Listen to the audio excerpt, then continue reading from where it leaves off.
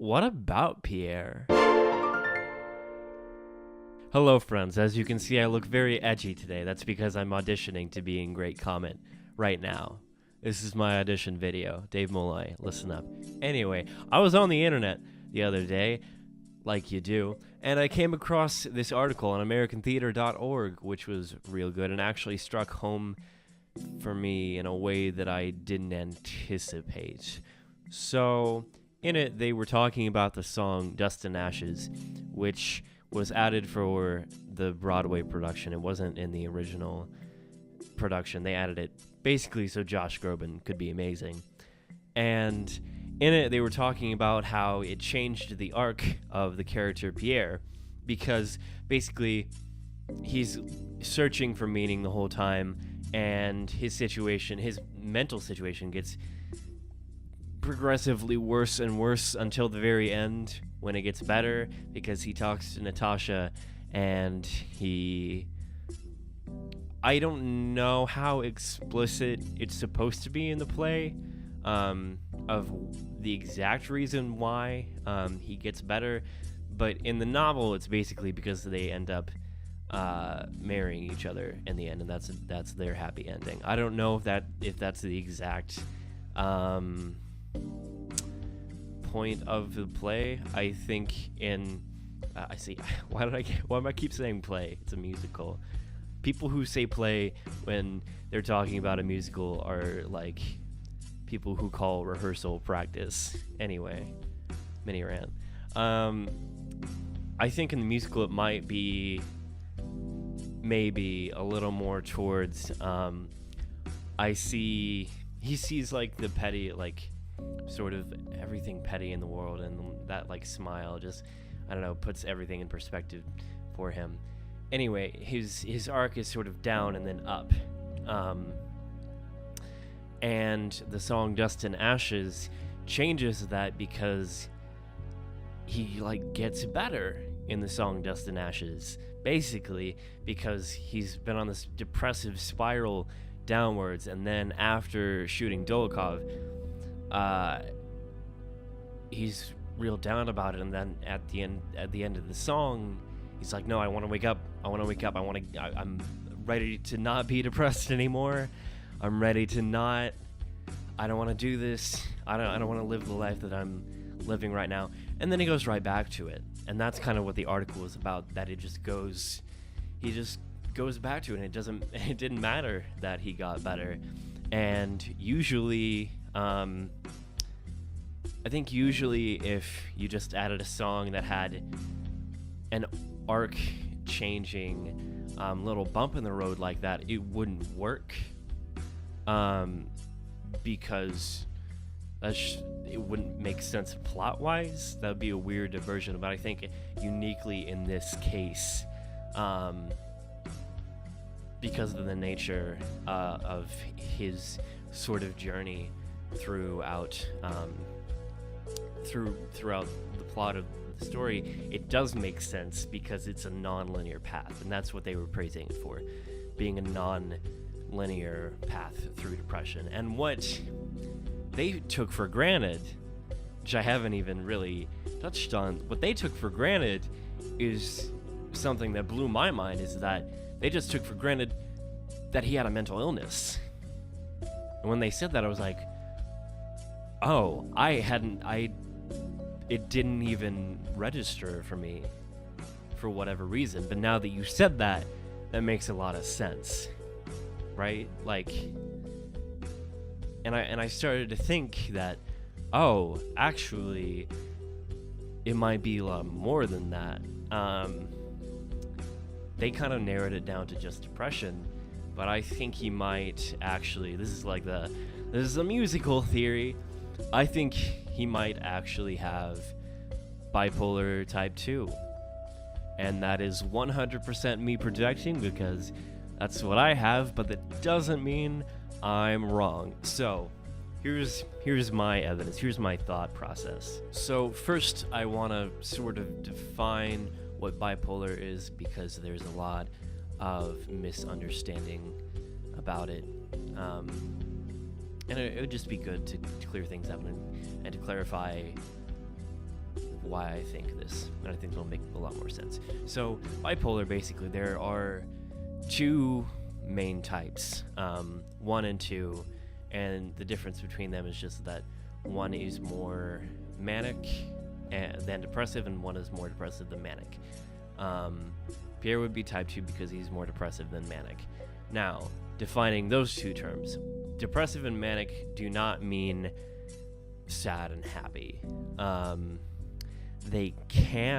You can feel sad in a depressive episode and happy in a manic episode, but that's a common misconception that just conflating those two things when it's really much more complicated than that. It's not a single emotion, it's sort of a way of being. It's a thought process, and it's like a filter that all of your actions go through. So to boil down what each of those terms mean, and this won't be entirely true for everyone because everyone has different ways that they experience it, but I'll just say, like, for me personally, what each of these is. Depressive, to me, feeling depressed, is kind of, it's more of a lack of a will to live. It's more of a lack of enthusiasm. It's listening to your favorite songs and your favorite artist and not liking that music. It's not being excited about anything. It's having all the passion that you felt a day ago just absent for no apparent reason. And generally what you feel more than sad is nothing. Generally what you want to do more than cry is nothing. For me, anyway. That's not true exactly for everyone, but in my experience. Mania, feeling manic, is even less so feeling happy than depressive is feeling sad. For me, manic is like angry. It's being like super hyped up all the time. You can have sort of delusions of grandeur. You can feel like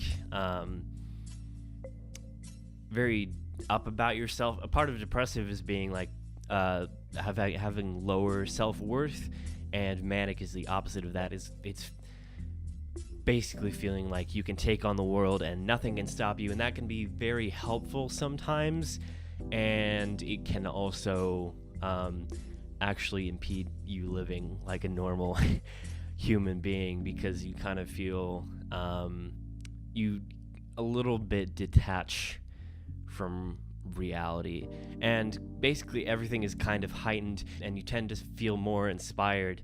But the flip side of that is also that you for me, it like get really irritated really easily, and it can cause you to lash out.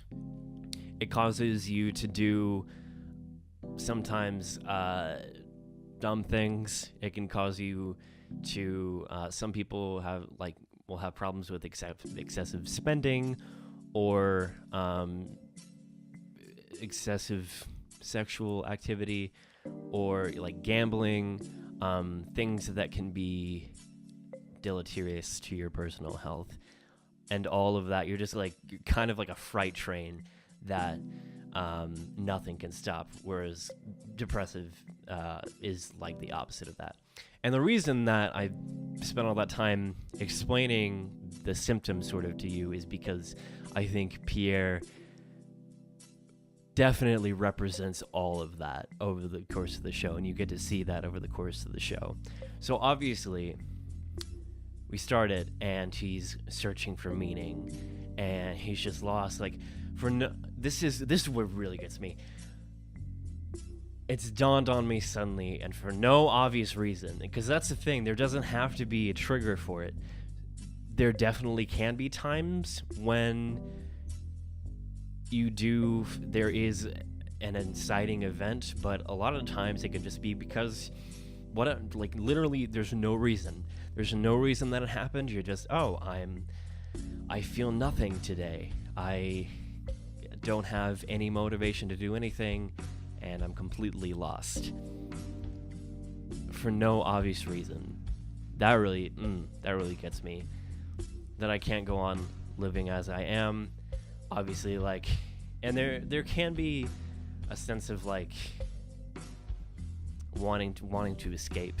So that's very important.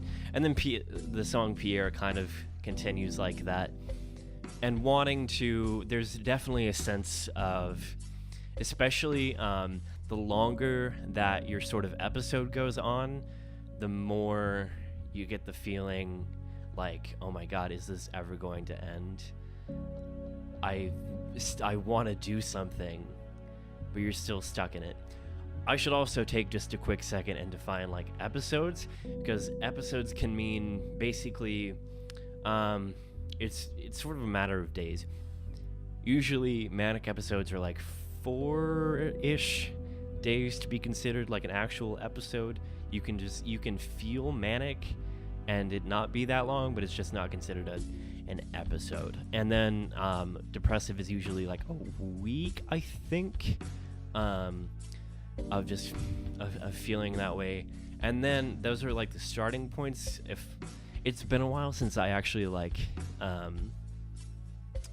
looked at the actual like dates, but I think that those are like around the time. But then they can last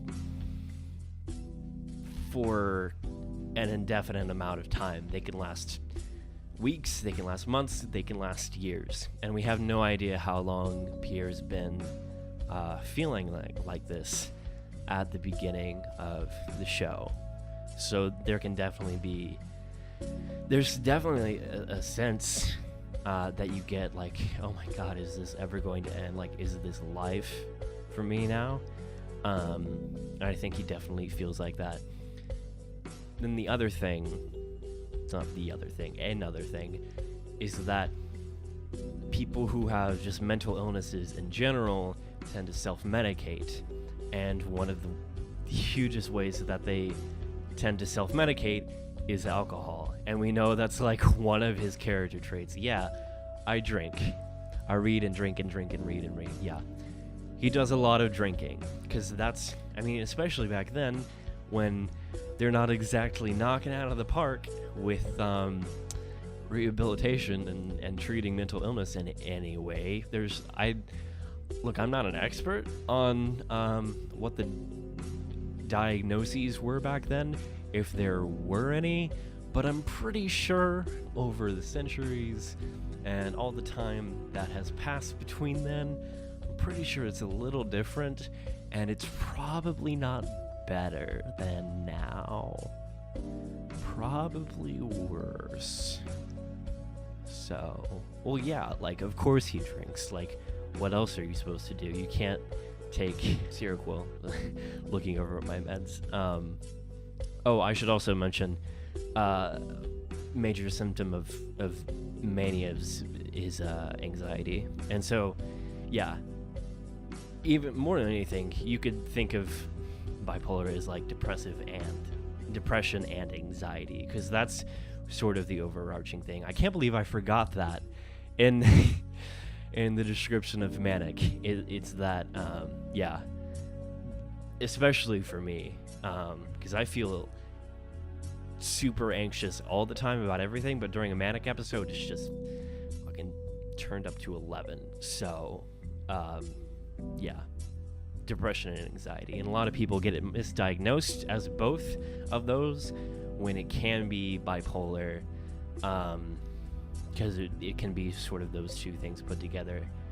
Not every person who has depression and anxiety has bipolar, but usually people with bipolar have depression and anxiety.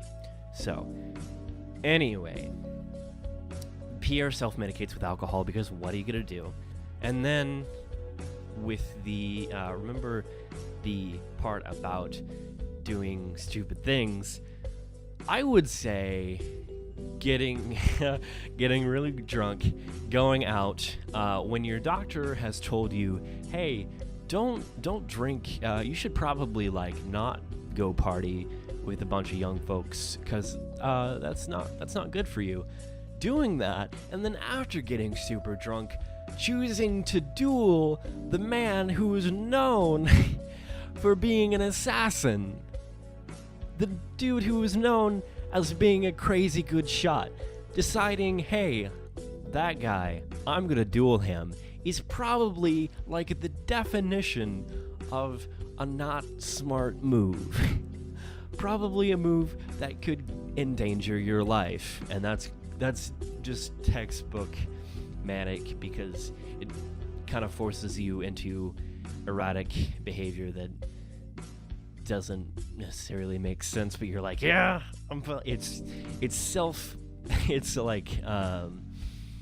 it's like you don't even need cocaine. Your body just tells itself to do stupid things. So there's that, obviously. And then immediately after that, he kind of has and immediately after the duel, right, is Dust and Ashes. And this is a little like mini tangent on the structure of Dust and Ashes, because it's just the intro. It's dun dun dun dun, like how to explain this without going like super music theory. Basically, it's like a chord that is sad, but it sort of makes sense, and then it's a little more dissonant, and it goes between those two chords, like dun dun dun dun dun dun dun dun, in a way that's basically sort of mirroring, I think, the cyclical nature of how these things go. Because usually, at least for me, it'll be like, all right, you'll have a depressive episode, and then you might be okay for a few days between, and then you'll feel like manic for a while, and then you may have a portion in between. You can also, by the way, feel both. You can feel depressed and manic at the same time. That's called a mixed mania, and it's terrifying and confusing, and it's pretty much the absolute worst, because you're not getting the best of both worlds, Hannah Montana. You're getting the worst of both worlds, Miley Cyrus. Anyway, so that happens. Dust and Ashes, the beginning of it, I feel, is pretty much is brilliant. I don't even know if Dave Malloy intended to do that. This might be all completely conjecture, but I feel that the Dust and Ashes, just go listen to it, and just listen to the first 30 seconds, and imagine that dun dun dun dun dun dun dun dun. Imagine that is your life. So, all right, moving on. Beginning of Act 2. The part about like having kind of delusions, I would attribute that to the like, I'm gonna kill Napoleon. I think that's probably again like another textbook example of having like one doing something that doesn't make a whole lot of sense as far as keeping your livelihood, and two, like these sort of, you're so like pumped up that you're like, yeah, I'm gonna, like, it's not just, yeah, Napoleon's the devil, I'm gonna assassinate him. And then later in War and Peace, he goes on a whole journey to do that and fails, obviously. But you can see he's definitely shifted. And he's in a manic episode. God, I feel like I've said manic and depressive like a million times in the last 20 minutes. But he's not feeling depressed, but he's not feeling happy. So, and then basically the rest of that act is him feeling sad. Maybe not sad, just in general depressed until he meets with Natasha. So, and then suddenly he feels like, oh, okay, well, maybe I can do this life thing. And maybe, but I think if you look at the musical through these lenses, you know that he will again feel like he did at the start. Maybe less, but it will like continue. And that's not terrible necessarily, but I guess he'll feel that way until he marries Natasha at the end of War and Peace, because when we fall in love we wake up, but I think he'll still feel it because it doesn't just go away. Dear Evan Hansen at authors of that, mental illness doesn't just go away because your life improved. It's literally a chemical imbalance. And so I would argue that Great Comet, or at least I would say that the argument can be made that Great Comet is a much more compelling story about mental illness than Dear Evan Hansen. That's probably gonna be like really controversial, or it might not. I don't know. Anyway, Great Comet was robbed. I wanted to do this because I realized that I hadn't done an actual Great Comet video. I'll do a summary and analysis. Don't worry, I'm working on that. Well, I'm not working on it, but I will work on it. Anyway, there's that for you. And oh wait, and that's just a theory. But that's just a theory. Musical theory. Thanks for watching. Comment in the comments and let me know, and comment what you want me to know that you commented.